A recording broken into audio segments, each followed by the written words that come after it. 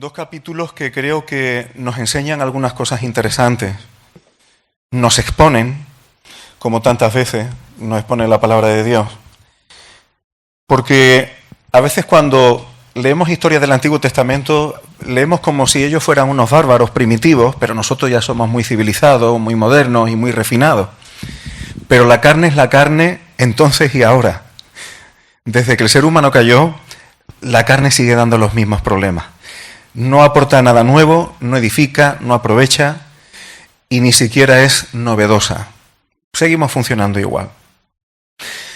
Aquí tenemos una situación un poco complicada, extraña y hasta cierto punto condicionante y desagradable. Dios coge a Israel y le promete llevarlo a la tierra de Canaán. La tierra de Canaán era la tierra que Dios había prometido a Abraham que daría a él y a toda su descendencia. No voy a entrar en muchos detalles de esto, pero había un propósito de Dios, había un llamado y había una aceptación de ese llamado. Ese llamado no era personal, porque aunque a Abraham se le llamara personalmente, pero no era solo para él. Era para su familia y para toda su descendencia. Dicho sea de paso, la Biblia es la historia de una familia. De la familia de Abraham, porque de ahí venía Jesús también. La simiente prometida. La Biblia es la historia de una familia que Dios utiliza para restaurar las cosas en este mundo. ¿Y qué ocurre? Pues un llamado de proporciones colosales, un llamado que no es personal, sino para todo el pueblo de Israel. Y nos encontramos con que algunas tribus, la tribu de Rubén, la tribu de Gad, y luego se va a incorporar media tribu de Manasés, antes de pasar el Jordán, ya están a punto de pasar el Jordán y hacer toma de la tierra. Iban a enfrentar batallas con los pueblos que estaban allí. Dios iba a utilizar a Israel para juzgarlo. Ese es el propósito y ese es el llamamiento. Y ya llevaban un retraso de décadas por culpa de lo que había pasado en Cades cuando mandaron a los 12 espías. ¿Recordáis? Ellos pidieron reconocer la tierra, los espías, salvo Josué y Caleb, hacen un informe negativo, eso contagia a todo el pueblo, una histeria colectiva, emocionalmente alterados, desanimados. Y toda esa generación, 40 años en el desierto, solamente iban a entrar los de 20 para abajo, salvo Josué y Caleb. O sea, ya llevaban un retraso. Y ahora que están a las puertas de entrar, después de todo esto, cogen la tribu de Rubén, de Gad y media de Manasés, y en la parte oriental del Jordán dicen, oye, tenemos muchísimo ganado, gracias a Dios, seguramente hasta le darían gracias a Dios por eso, y esta parte de la tierra, antes de pasar el Jordán, es muy fructífera, es muy abundante, aquí nos puede ir de lujo. Aquí podemos prosperar, aquí vamos a estar bastante bien. Entonces ellos cogen y hablan con Moisés para decir, mira, nosotros nos quedamos aquí porque esta tierra vemos que está bastante bien, nos puede ir bien, y vosotros para la guerra, y como se suele decir, que os vaya bonito. ¿Os suena algún otro caso en las Escrituras que hayan tomado decisiones con esta base? Aquí tenemos un problema. Ellos no están pensando en el propósito de Dios. Ellos no están pensando en el llamamiento. Ellos no están pensando en el plan de Dios. Están pensando en que si aquí nos va bien, ¿para qué nos vamos a mover? Está pensando en su prosperidad material, en su comodidad y en lo que ellos ven con sus ojos. Y por eso se desvinculan y se desmarcan del propósito de Dios para todo el pueblo de Israel, incluido ellos, sus tribus, su familia. Era un propósito para su familia. Los principales de estas tribus dicen, aquí vamos a estar bastante bien. Esto es muy humano, hermano. ¿Recordáis cuando Abraham y Lot se tienen que separar? Abraham dejó que Lot escogiera primero. ¿Recordáis? ¿Y hacia dónde miró Lot? ¿Hacia dónde miró Lot? Lot miró hacia Sodoma y hacia Gomorra, porque dice que la tierra cuando la vio hacia allí, la vio fértil. Se guió por lo material, por lo que veía y por donde pensaba que materialmente le iba a ir mejor. Y tomó decisiones que más adelante le va a costar disgustos. Fijaos lo que le pasó a la mujer. Estaban involucrados con Sodoma y aunque él permaneciera justo, pero estaba en medio, el apóstol Pedro dice que abrumaba su alma de ver el pecado que había alrededor de él. Le pesaba en el alma a Lot todo lo que había alrededor. O sea, era vivir, aunque le fuera bien materialmente, pero estás viendo abominaciones y porquería y maldad y venga, y venga, venga. Eso carga, como seas una persona con un mínimo de equilibrio interno en valores. Pues así vivía Lot. Y fijaos que al final tuvo que salir de ahí. ¿Y dónde aprenderían las hijas de Lot ese tipo de estrategias para llegar a cometer incesto? Por eso, hermanos, cuando las decisiones se toman pensando solamente en prosperidad material y en lo que vemos con los ojos, aunque al principio parece que nos va a ir bien y somos capaces hasta de darle gracias al Señor porque nos va muy bien, pero puede ser que estemos sacrificando el llamado de Dios, el propósito de Dios. No debemos ser egoístas, no debemos pensar que el propósito de Dios es simplemente que nosotros estemos bien. En el sentido de que aquí en este mundo a mí no me falte de nada, yo no sufra mucho, que me vaya todo sobre nubes y algodón. Esa no es la predicación del Evangelio. Por ningún lado. Al contrario, el peligro es perder la visión de lo que Dios quiere, no solo para ti, sino para tu familia, para el pueblo de Dios. En este mundo formamos parte de un plan de proporciones históricas, cósmicas, colosales, como queráis llamarlo. Dios nos ha incorporado en eso, pero somos perfectamente capaces de bajarnos del autobús por tal de estar a gustito. Por tal de estar acomodados y pensando que vamos a estar en una zona de confort donde no tengamos muchos sobresaltos. Esto le pasó. Claro, Moisés se preocupó porque pensaba que iba a ocurrir como con los 12 espías. Cuando el resto de las tribus de Israel sepan que vais a hacer esto, se van a desanimar, ya no van a querer pasar. Esto es un problema. Y entonces llegan a una solución, pero que esa solución es, digamos, un mal menor, pero no era lo mejor tampoco. Y luego veremos si os suena haber visto esto en alguna otra parte de la Escritura. Deciden, para que no haya problemas, dejar a sus hijos y a sus mujeres en ese lado fértil del oriente del Jordán, y entonces los varones de guerra iban a pasar el Jordán con el resto de Israel para ayudarles a pelear. Y cuando ya tuvieran la tierra y sorteada por familias, como Dios iba a hacer, pues ellos cogían y se volvían con sus mujeres y con sus hijos. ¿Es mejor que lo que iban a hacer? Sí. ¿Pero era lo ideal? No. Eso condiciona. ¿Os suena alguien que propuso algo así alguna vez?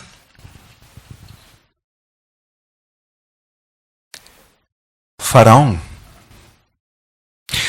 Faraón, en una de las ocasiones que Moisés le dice de parte de Dios, deja exiliar a mi pueblo, no dijo que no, dijo, vale, que el pueblo salga. Pero que vayan los varones a hacerle fiesta al Señor, a adorar al Señor, pero dejar aquí las mujeres y los niños. ¿Y cuál fue la respuesta de Dios? De eso nada. Salen toda la familia a celebrarme fiesta a mí y a adorarme a mí. Y no sirvió esa propuesta de Faraón. Sin embargo, lo que van a hacer aquí, esta parte del pueblo de Dios, es eso. Ellos tiran para el propósito de Dios, pero a sus mujeres y a sus hijos los van a dejar materialmente bien, acomodados. Y eso es un problema. Si tú eres una persona que quiere servir al Señor, pero en vez de hacerlo familiarmente, ¿Eres de estas personas que estás velando solamente para que tus hijos, tu mujer no tengan ningún tipo de incomodidad? En este mundo sufran lo menos posible, se esfuercen lo menos posible, se disciplinen lo menos posible, que estén lo más a gusto que puedan estar. Y tú te esfuerzas en servir al Señor, en tirar para adelante con todo, ¿sabes lo que va a ocurrir? Que tu propia familia va a terminar tirando de ti. Al final ni ellos avanzarán, ni tú llegarás demasiado lejos. Ellos terminarán tirando de ti. Hermano, lo hemos visto otras veces. El propósito de Dios para su pueblo es que funcionemos como familias. Hasta tal punto que las personas solas o las personas con familias pequeñas se incorporaban a otras, por ejemplo, para la Pascua, para el Cordero Pascual. El Señor quiere que funcionemos como familias. El Señor no quiere que funcionemos como superhéroes individuales, entre comillas, de la fe, mientras nuestras familias están completamente aburguesadas. Eso es hundir tu casa, eso es hundir la iglesia, y tu trayectoria y tu itinerario no llegará demasiado lejos. Esto iban a hacer, y esto en un futuro traería consecuencias. No quiero meterme mucho en historias de familia, pero fijaos quién está proponiendo esto, quien lidera esto es la tribu de Rubén. Rubén pierde la primogenitura porque era el mayor de Jacob, porque cometió la vileza de dormir con una de las concubinas de su padre. Fijaos cómo hay ciertas cosas epigenéticas y ciertas formas de comportamiento que se van trasladando a través de los años y que se van heredando. Lo inmediato, la satisfacción inmediata, el acomodamiento inmediato. Y Rubén, en vez de tener la primogenitura de un llamamiento extraordinario, pues lo pierde precisamente por eso. Por lo tanto, hermanos, estas cosas hay que considerarlas. Precisamente estos que se quedan al oriente del Jordán, aunque al principio van a estar muy bien, cuando pasaron los años, ellos son los primeros que sufrieron los asedios, por ejemplo, de los asirios. Cuando Dios decide castigar al pueblo de Israel, ellos son los primeros que quedaron expuestos. Porque el Jordán, una vez que lo pasabas, era una barrera de protección natural, pero ellos no lo vieron necesario. Y no solamente eso, sino que estaban expuestos también ellos quedaron expuestos antes que otras tribus de Israel a las influencias de otros pueblos que tenían allí alrededor, para la idolatría y para otro montón de cosas. Por lo tanto, esa decisión que tomaron, porque la tomaron por vista y no por fe, al final iba a tener consecuencias, a pesar de que Dios lo permitió. Y yo lo que quiero, hermanos, antes de meterme con el siguiente capítulo, me salto algunas cosas, es que pensemos en lo siguiente. Cuando tengamos que tomar decisiones, ¿qué preferimos? Tomar la decisión que lleva la bendición de Dios, que obedece a un llamado de Dios, que obedece al plan de Dios, que obedece a su propósito, aunque no veamos todas las variables, y significa confiar en Él, aunque muchas veces implica sacrificio, muchas veces implica incomodidades, o andamos por vista, según nos parezca. Por fe andamos, no por vista. Esto le dijo el apóstol Pablo a los Corintios, 2 Corintios 5 está. Por fe andamos, no por vista. ¿Cómo quieres responder tú al llamado de Dios? ¿Con su bendición o con su permiso? ¿Tomamos decisiones que el Señor conceda, pero no es lo mejor y que aún así traerá consecuencias? ¿O es mejor tomar las decisiones que sabemos que obedece a la voluntad de Dios plenamente? ¿Te conformas con el permiso de Dios o prefieres la bendición de Dios? Esto os lo digo también a los jóvenes, que al principio de la vida se empiezan a tomar decisiones importantes. Es mejor ir con la bendición que no con el permiso. Es mucho mejor. Y luego en el capítulo 33, hermanos, aquí tenemos un capítulo que aunque parezca que no, puede ir vinculado con el anterior. aquí Moisés hace una especie de histórico por donde el pueblo de Israel había pasado. Es una especie de recuerdo, de memoria de todo el periplo que hasta ese momento tuvieron. Y hay algo que se repite muchísimo en todo ese capítulo. Dice, y salieron de tal sitio y acamparon en el otro. Y tú sigues, dice, y salieron y acamparon. Y salieron y acamparon. Y salieron y acamparon. Y esto se repite constantemente. ¿Qué quiere decir esto? Que el propósito de Dios para Israel no era que en el desierto establecieran ciudades. No era que en el desierto se quedaran asentados permanentemente. No era que allí echaran raíces, sino que llevaran una vida itinerante. Nosotros, hermanos, en este mundo, el propósito de Dios no es que echemos raíces definitivas. Este tiempo que Dios nos da debajo del sol, yo no sé cuánto tiempo nos va a tener Dios a cada uno de los que estamos aquí. Yo estoy aquí ahora mismo hablando, pero mañana a lo mejor el Señor dice, Efraín, te vienes conmigo, y mañana ya no me veis más. Aquí todo es efímero, hermano.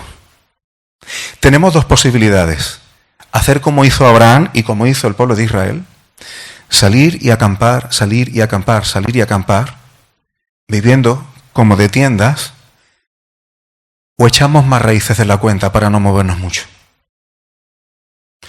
Hay que recordar que si en este mundo echamos muchas raíces, eso más tarde o más temprano va a poner a prueba nuestra fidelidad a Dios. Porque nuestra seguridad y nuestra confianza la querremos en las cosas que nosotros mismos hemos amarrado, y no en el Señor. Por eso muchas veces, cuando Dios hablaba con Abraham, que llevaba una vida de tienda, y Dios le recordaba a Abraham algunas promesas que si Abraham se hubiera guiado por vista serían complicadas de creer, Dios le tenía que sacar de la tienda. Y le dice, mira el cielo, mira las estrellas. ¿Ves las estrellas? Así va a ser tu descendencia. La vida de tienda, cuando tenemos una mentalidad de que el tiempo en este mundo es limitado y que aquí realmente no amarramos nada, más libres seremos y más adoraremos al Señor. No olvidemos que el primer santuario que el Señor le da al pueblo de Israel es una tienda itinerante que nosotros llamamos tabernáculo. Porque el Señor mismo nos acompaña mientras vamos transitando por este mundo. Y todo el sentido de las Escrituras es vivir así. Por eso el apóstol Pablo dice a Timoteo, ninguno que es tomado por soldado, si alguien te toma por soldado en un ejército, tú no te enredas a abrir negocios si vas a estar como soldado. Y otras muchas cosas, pero el apóstol Pablo insiste en que aquí estamos en una carrera que tenemos por delante, que no estamos parados y que no estamos arraigando en este mundo. Y salieron y acamparon y salieron y acamparon. Y no me voy a meter en demasiados detalles, pero hay algunos puntos donde ocurrieron algunas cosas especiales. ¿Dónde empieza la salida? El principio de todo. En Egipto, con la Pascua. Ahí empieza y te lo dice. La Pascua se sacrificaba el día 14 y el día 15, los que habéis hecho el estudio con Raúl ya sabéis que a partir de la tarde, era el día 15, esa noche salieron. Esa noche salieron, dice, con mano poderosa y por mandato de Dios salieron. Pero fijaos qué curioso. En el momento que salen de Egipto, dice el versículo 5, salieron pues los hijos de Israel de Ramesés, allí de Egipto, dice, y acamparon en Sucot. Los que tienen un poco de ideilla de hebreo, ¿qué significa Sucot? Tienda. O sea, fijaos cómo el propósito de Dios desde el principio ya era que habitaran de una manera itinerante, que no establecieran demasiadas raíces por donde Él los iba a llevar. En el momento que salen, en el momento que participan de la Pascua, el primer sitio donde acampan es Sucot, tienda. Eso quiere decir, hermanos, que cuando una persona conoce al Señor por primera vez y participa del Señor Jesús como el Cordero de Dios que quita el pecado del mundo, si Cristo es tu Pascua y es tu reconciliación con Dios, desde el principio se te tiene que meter en la cabeza que llevamos una vida de tienda itinerante.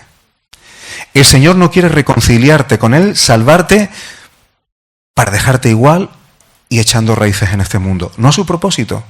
Y esta es de las primeras lecciones.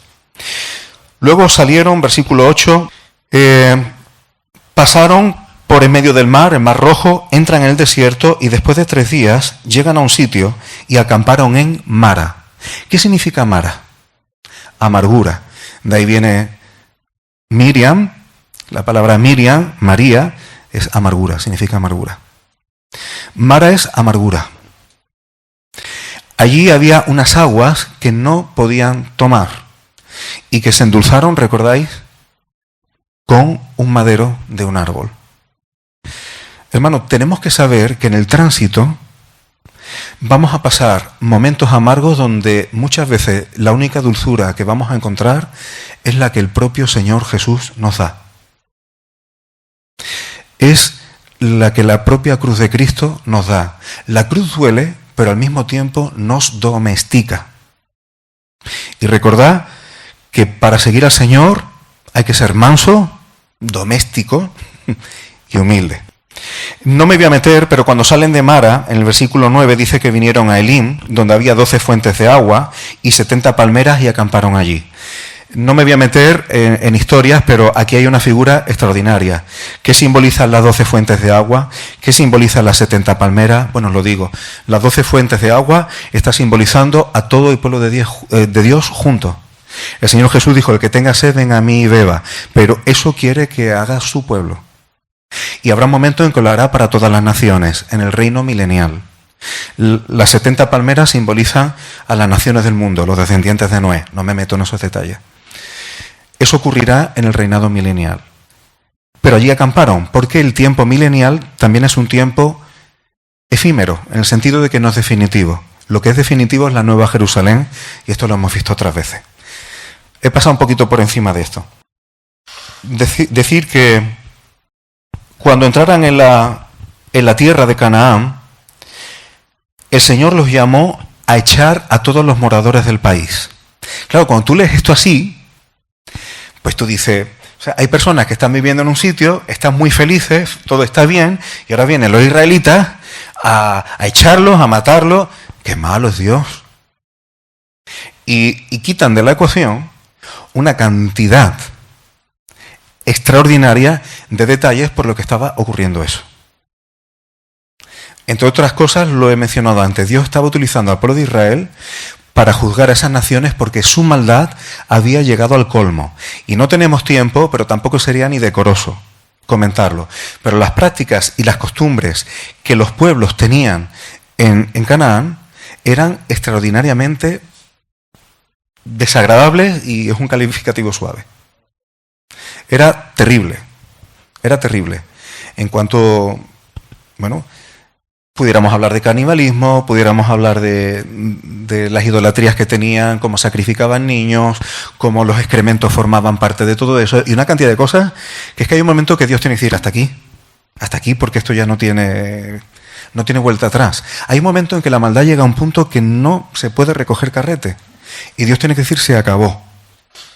Pero fijaos cómo Dios no hace acepción de personas. Simplemente decir que en el versículo 54 dice, heredaréis la tierra por sorteo por vuestras familias.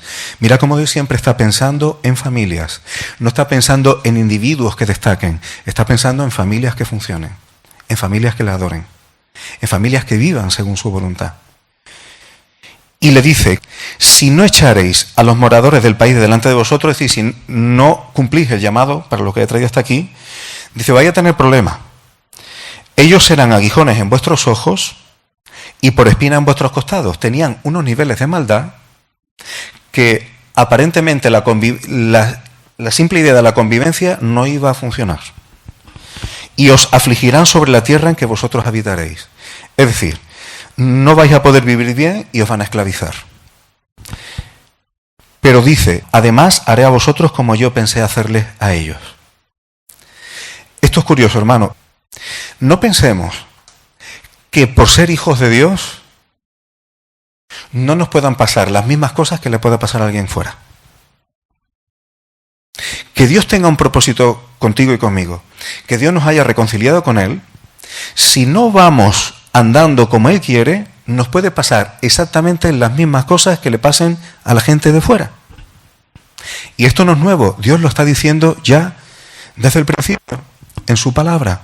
Dios, en cuanto a su justicia, no hace acepción de personas. Si tú estás reconciliado con Dios por la sangre de Cristo, no es porque ni tú ni yo seamos mejores que nadie. Es porque a través de la sangre de Cristo se ha hecho justicia. La sangre de Cristo es conforme a la ley de Dios. Se ha cumplido el orden jurídico del Rey de Reyes y del Soberano. Pero no es porque ni tú ni yo seamos especiales en nosotros mismos. Por eso, como Dios es justo, aunque nos haya reconciliado con Él, si no obedecemos a su llamado o andamos como anda la gente de este mundo, nos pasarán las mismas cosas. O a veces incluso nos llegan antes, porque el juicio comienza por la casa. Por eso somos creyentes, pero podemos vernos en deudas que a lo mejor pudiéramos haber evitado.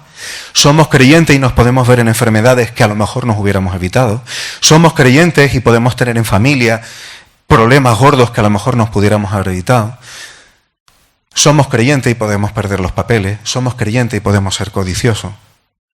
Por eso, hermano, tenemos que ver la disciplina de Dios como una forma de cuidarnos y de que se cumple también su justicia en nosotros.